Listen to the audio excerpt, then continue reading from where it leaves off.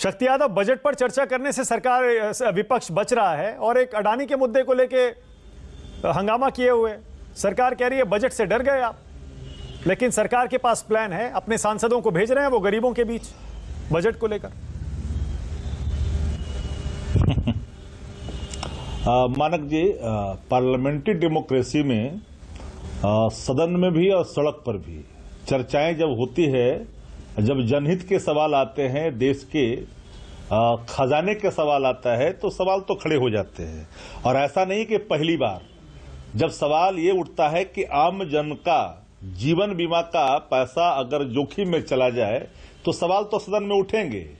ये बात अलग है कि पार्लियामेंट के अंदर में अगर बजट ले हुआ, बजट पे चर्चा भी होगी और उसके बाद में उस पर वाद विवाद भी होंगे, सरकार का उत्तर भी होगा, एक अलग प्रोसीजर है। लेकिन पार्लियामेंट्री डेमोक्रेसी में विपक्ष भी सरकार का अंग है, यह मानक है।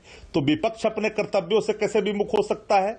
अगर ये सवाल सामने खड़ा है, अगर कोई फ्रॉडिज्म का मामला आया है, कोई मामला आया है, जोखिम का मामला आया है, तो क्या सदन में विपक्ष सरकार से सवाल नहीं कर सकता? कर सकता है।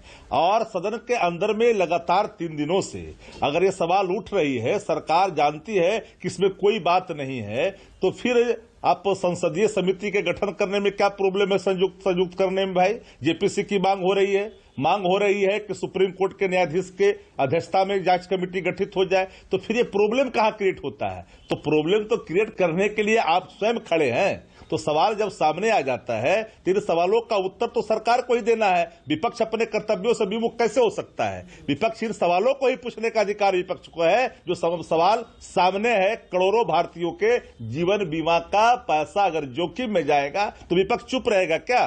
विपक्ष तो चुप नहीं रह सकता है। सदन के अंदर में अगर बजट ले हुआ है, आपको पता है तो वाद विवाद होगा। आपको पता है शक्ति यादव, अपने पार्टी आपको जानकारी होगी क्योंकि इतना बड़ा मुद्दा है। आज तो 15% चढ़ गए अडानी के शेयर, रिकवरी उसमें चालू हो गई है।